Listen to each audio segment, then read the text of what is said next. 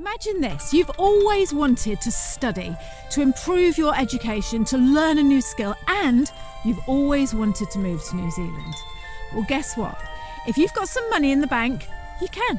Or what if I wanted to come over and do like a theatrical degree or something like that? Does that count? If you're aiming for master's level, and that's why we recommend this for all families, it doesn't matter what you're going to study as long as you're studying at master's level. Immigration policy states that anything level 9 and above gives those benefits. If you're aiming for below master's, then we are very particular about what you're going to choose. Only small selection of courses will actually warrant post-study visa or partners' work rights and therefore kids' study rights. If you wanted to study a postgraduate diploma in IT, for instance. In this week's episode, we're going to be talking to Fabien from our favourite immigration advisors, NZ Shores, and he's going to be going through all the details about how you can obtain a fee-paying student visa and come to New Zealand as a student. NZ Ahead, coming to you from Taranaki, New Zealand.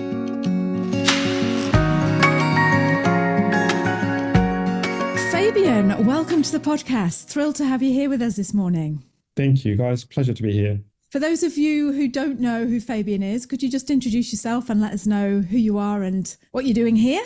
Sure. My name's Fabien Masonov. I'm a licensed immigration advisor at New Zealand and Australian Shores. I am a migrant myself. I moved to New Zealand from France about 15 years ago now. I've gone through the whole, holidaying in New Zealand, finding a job, applying for visas, residency, and 15 years later, here I am assisting people doing the same. That's fantastic. Sounds a bit like us, doesn't it? Yeah, it is, yeah. So Fabien, what are we talking about here today? There's so many changes going on and people wanting to know how they can get to New Zealand, which pathway they can take. And today we're here to talk about what? What is it we're talking about? Today, I would like to talk about moving to New Zealand as a student or undertaking further education in New Zealand as a potential means to relocate permanently. Am I right in thinking, so I've got children, I want to come over to New Zealand, I'm paying for them to go to private school? Is that what this is? It depends. So there's different ways to look at it. If the goal is really for your children to have an overseas experience, because New Zealand has fantastic education at all levels, then there are dedicated visas. So a fee-paying international student visa for your child and a guardian visa for a parent accompanying. And then you can enroll your kids for a semester or one or more, but Immigration New Zealand will never give you a visa for more than a year at a time if you enroll your kids as fee-paying students. If you like to study yourself, let's say you're in your mid-30s or 40s, you're at the stage in your career where you could really see some value in upskilling or perhaps even a complete change of career. There are some conversion study options that will allow you to do this. Then you can potentially bring your family. It depends the course that you're going to choose, and we can help you with this. The level of study, there are quite a few different parameters to meet. Ideally, so let's picture a typical scenario here. You're mid-40, you've got a bachelor's degree in something, a decade of experience in that field. We would recommend you undertake a master's in New Zealand. The reason for this is it's a study at a level that will allow you the best benefits for your family. So you study a master's, typically it will take a year or year and a half. You can you can work part-time alongside your studies. Your partner can actually get full open work rights, and your children can study at school free of charge as the children of a partner of a master's student. Once you complete your studies, after 12 or 18 months, even 2 years for some masters, then the entire family should be eligible for 3-year open work visa. Open work rights for the parents, open study rights for the children, so again, free of charge. Therefore, plenty of time for either partner to secure a skilled occupation and then apply for residency. Residency naturally would be a completely separate application, but a master's from New Zealand will actually put you in a really good spot for employability and for visa options as well. So if you were doing a master's degree, what what would a rough idea of the price be for? Because it's going to be what, 1 to 2 years, isn't it, that you're going to take your masters? That's correct. Yeah. So a master's is typically 120 to 240 credits. And depending on the education provider and the course itself, this might be crammed into a year, or this might be spread across 2 years. You are on average looking at around about 50,000 New Zealand dollars for tuition fees for a master's course for a year. And then you need to demonstrate as part of your visa application, your student visa application, that you have at least $20,000 maintenance funds for living costs per year of intended study. And Is that just for yourself, or is that for that's just for yourself? Yeah. The family needs to demonstrate an additional $4,200. It's a very fixed figure. What, per person, or is that? No, for the rest of the family per year of study. And then the last bit in terms of maintenance funds is you need to show that you have enough money to pay for outward travel should the need arise. So we typically add an extra 2,000 per person for that one. Yeah, and this is all New Zealand dollars, isn't it? Yeah. Yes, of course. Yeah. This is a really interesting way of being able to get a visa. I've just got a few questions. So number one, what is this visa? We're talking about the adults coming over and studying, taking a master's in New Zealand that enables their partner to be able to work. Their kids can come to school for free. What is this visa called? What's the name of it? So the student would apply for a fee-paying student visa. We also refer to this as an international student visa, but the name is fee-paying student visa. The partner would seek a partner of a student work visa, and the kids would actually fall under the partner, not the student themselves. So that would be a dependent child student visa if they're age 5 or above, or a dependent child visitor visa if they're under 5, which is fine to go to kindergarten or kindy, as we call it. Mm. And two more questions, sorry, Brad, while it's just on my mind. Yeah. So is there a certain thing that you have to study? Like, can we study anything, or are there certain rules? Oh, you've got to study like engineering or teaching, you know, or what if I wanted to come over and do like a theatrical degree or something like that? Does that count? So if you're aiming for master's level, and that's why we recommend this for all families, it doesn't matter what you're going to study as long as you're studying at master's level, because immigration policy states that anything level 9 and above give those benefits. If you're aiming for below masters, then we are very particular about what you're going to choose, because only a small selection of courses will actually warrant post-study visa or partners' work rights and therefore kids' study rights. If you wanted to study a postgraduate diploma in IT, for instance, then you wouldn't really get any major benefits to this because it's not a master's level and it doesn't fit on such or such list. If you were to study a 3-year bachelor's of nursing, on the other hand, now the registered nurse is on the green list, and that course is obviously a match leading to that sort of role. So that would be suitable. So just to clarify, if I then take a master's degree and then I just want to work in a fish and chip shop for those 3 years that you were talking about, what happens there? Because you just automatically can come in because you've got a master's degree? Yep. So you come in as a student, you study your master's, you graduate, but if you decide to work in a fish and chip shops for the subsequent 3 years that your post-study work visa will allow you, you are really wasting your time. Upon graduation, so you get the benefit from graduating by having the ability to seek a 3-year post-study visa. You need to make the most of that time to get a skilled job. It could actually be a fish and chip jobs manager, but not a simple worker. It would have to be a manager to allow you to pursue residency. For most people, this would look like this. The residency option would likely be under the skilled migrant point system. You would get 5 points for your master's, granted in New Zealand. You would just need to work for a year in New Zealand in a skilled occupation to claim that missing 1 point, because the skilled migrant category requires 6 points for you to be eligible. So 3 years as a fish and chips worker, not really.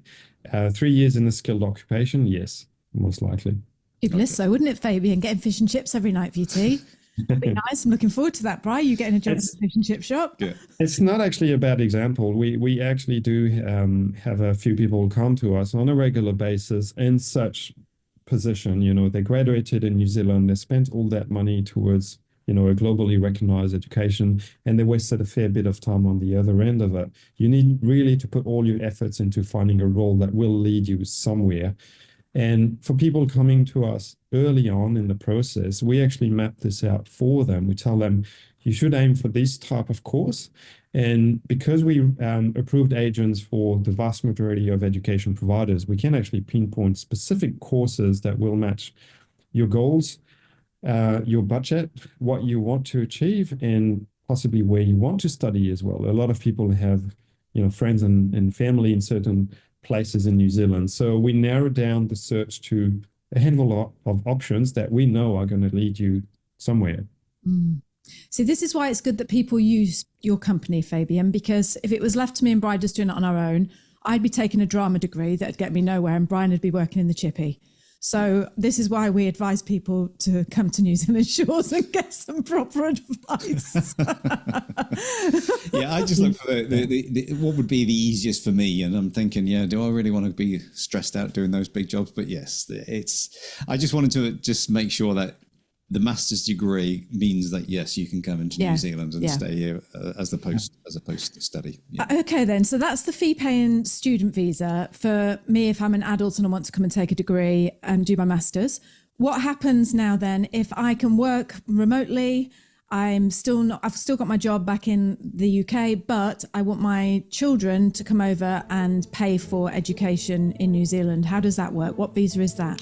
You are here because you love New Zealand. You might be moving to New Zealand. Living in New Zealand. Or you might just spend your days dreaming of visiting this gorgeous country. Because we love New Zealand as much as you do, we have compiled a short and very unique 5-day video series showcasing life in New Zealand, what it's really like. These videos are real, they are exclusive, and best of all, they're absolutely free. So if you would like to view New Zealand from the inside out and find out what life is really like down here, sign up now, and every day for 5 days we will send you a personal 3-minute video showcasing some brilliant aspect of life in New Zealand. You are gonna love it. Go to www.itsadrama.com/ILoveNZ. We can't wait to share those videos with you. Okay, let's get back on with the show.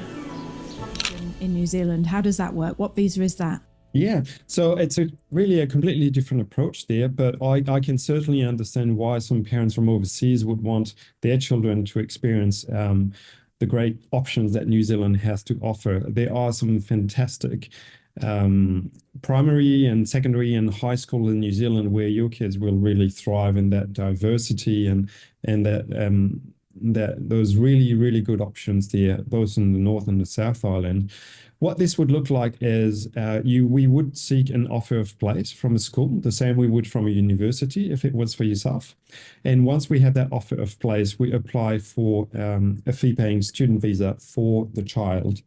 Now, there are a couple options for parents. The best one, and the one we recommend, is the guardian visitor visa. If your child is coming to New Zealand to study, they're obviously a minor. Depending on their age, they need to be accompanied with a guardian, or they can board in some cases. If you want to accompany your children, then you need to apply for a guardian visitor visa. Now, there is a catch. You can only get one guardian visitor visa per family, typically. So it actually fits a lot of families' requirement, where oftentimes one parent remains overseas because they're business owners or they have other matters to deal with, and they just want their child to have an experience for 6 months or a year. So they can come on and off to visit the second parent, or they can seek a general tourist visa for up to 9 months.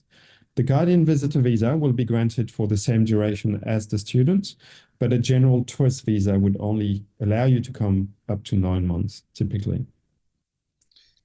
All right, so I've got a family of 4 kids, and I want them all to go to Private school or whatever it is, can only one parent come then? Is that what you're saying?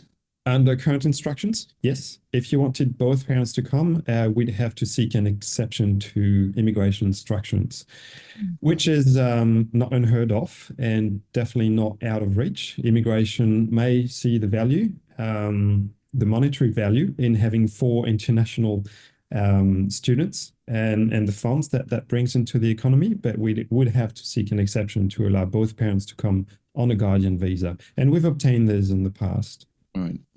And could one of you come on a digital nomad visa? Yeah. So it's funny. The digital nomad visa is not actually a visa. It was supposed to be one, and many countries around the world have an aptly named digital nomad visa. I think that was Immigration New Zealand's intention to come up with a similar system, but what we saw a few weeks ago is merely a clarification of what was allowed to do while on a tourist visa and what wasn't. What immigration came up with their digital nomad visa is simply clarifying that you could come here as a tourist or a visitor, so whether a general visitor or a guardian visitor, and work remotely for your overseas business. Or, if you're, for instance, an influencer, you can do so, and you can continue blogging while visiting in New Zealand, as long as you don't go to a workplace or you don't work for a New Zealand employer. Okay. Oh, that's good that you clarified that, because so it isn't it's not one visa on its own, the digital nomad visa. It's just an extension of the tourist. Exactly. Yeah. It's just stating if you're coming to New Zealand to visit, you can work remotely, you can check your emails, you can continue blogging and share your experience of New Zealand with the rest of the world. Yes. And that's up to 12 months, is it? Typically 9 months, but immigration may extend it to 12. Yeah. Okay. So these student visas, and the guardian visitor visa and the fee-paying student visa, is it a path to remaining in New Zealand indefinitely? So the fee-paying student visa as an international student, yes, absolutely, because it really maps out a pathway to residency for you through the point system, or maybe you're studying towards an occupation that is on the green list, which is a completely different topic, but really a great pathway to residency. Placing your children as international students is perhaps not, it's definitely not the intended purpose in immigration instructions. That's probably why you can only get one guardian visa typically. It's not meant to use your children as a means to permanently relocate. However, a lot of people who can afford placing their children as international students, paying the fees, are people who usually have an entrepreneur mind and will find a way to remain in New Zealand for a longer period of time, either by being an entrepreneur, starting a business, or perhaps through the investor category, which threshold has recently been dropped from 10 to 5 million. Oh, there you go, Bri. We're in. We're in then. Yeah. Fabien, can I ask you, do you feel like the education system in New Zealand is highly regarded? Yes, absolutely. Yeah. Coming from a French-speaking background and a French educational system where the emphasis is academic, but you don't get out of the school system with a lot of life skills, I would say. I find that New Zealand has the perfect balance.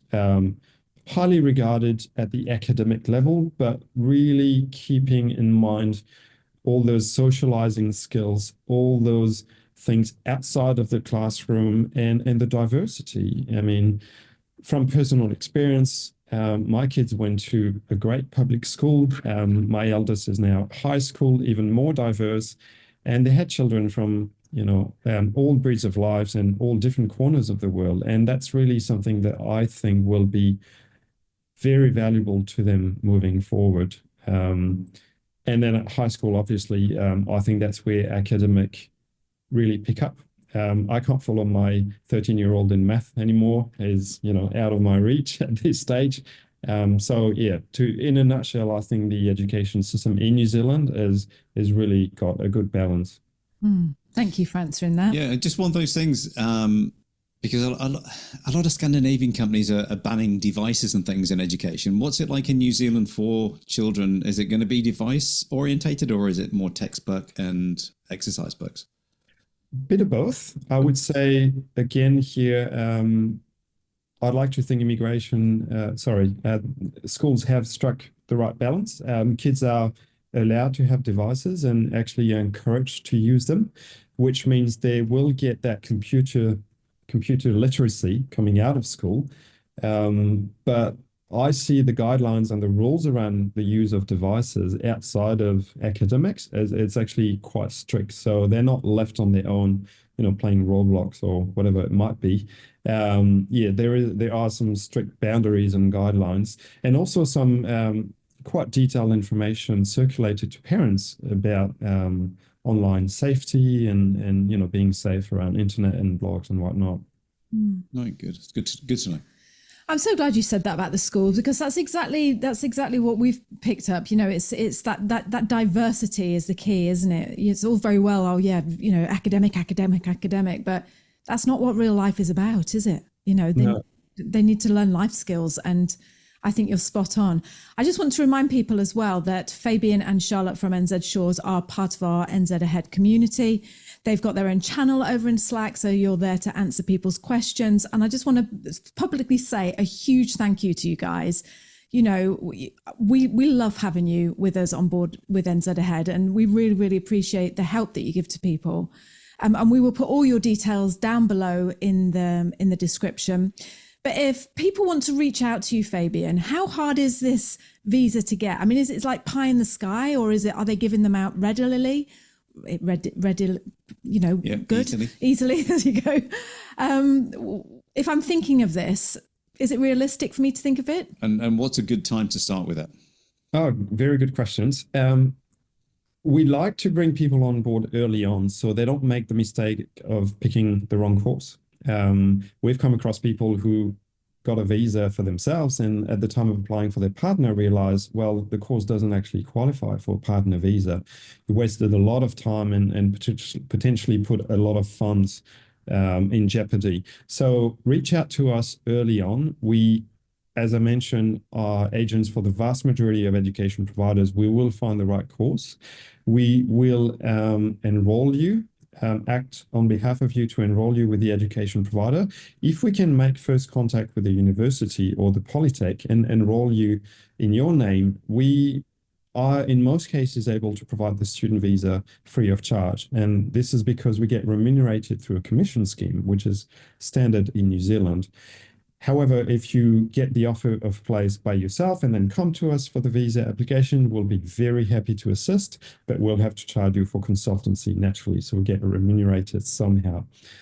The offer of place is actually reasonably easy to obtain. The student visa, on the other hand, is quite tricky. Ironically, as our borders reopened, Education New Zealand made a big push to revive our international education system globally, because we'd lost some rankings to the likes of Canada or Australia or the US, for instance. But Immigration New Zealand hasn't quite caught up on this yet. And they are being very strict on notably the evidence of funds. So again, very early on, we look at the funds you have.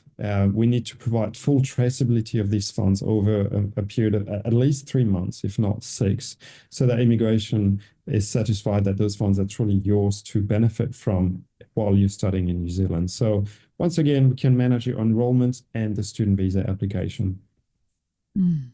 And are they quite easy to get, the visas? Are they? No. Immigration is proving really strict, particularly on that evidence of funds and on that whole genuine intention to study. Sure, you might be using studies as a pathway to relocate to New Zealand, but you need to satisfy immigration in the first instance that you have a genuine intention to study, and it's just not a way to get a foot in the door. I've got you, yeah. So you could just say to like your rich uncle or something, oh, can you just put 100 grand in our account? We'll transfer it back out. But you can't do that, because they're going to want to see. They're going to delve into it, see where it all goes. Because it makes me sound really dodgy, that, doesn't it?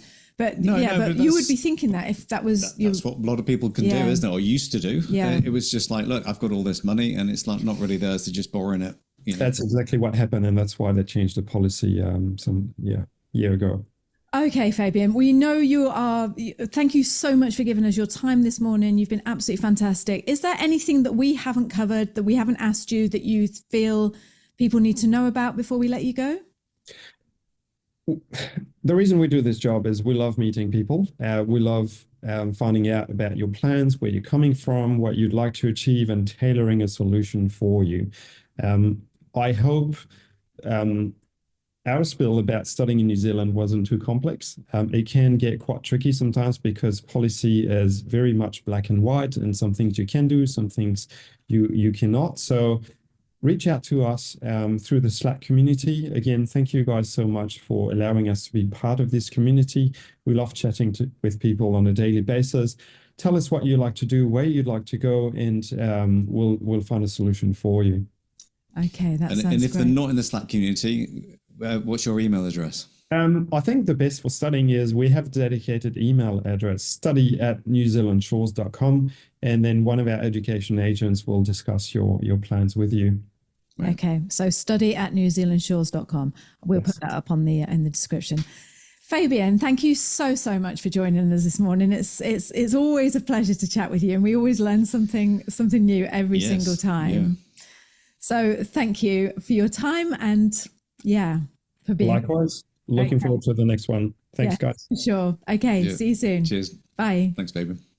The other day, we were talking to our friend Charlotte from NZ Shores Immigration Services, and she said a phrase that I've never ever heard in my life. She referred to the New Zealand brain drain. We've lost a whole bunch of key skills and knowledge out of the country, and so now we actually need to import it back in to get New Zealand back to thriving as the economy picks up. In this week's episode, we're going to talk to Charlotte about what the New Zealand brain drain is. Apparently it's not a new thing. This has been happening since the 1960s.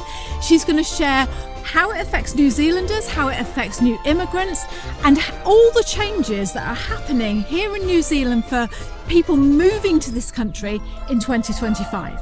So let's jump on in and find out what the brain drain is all about.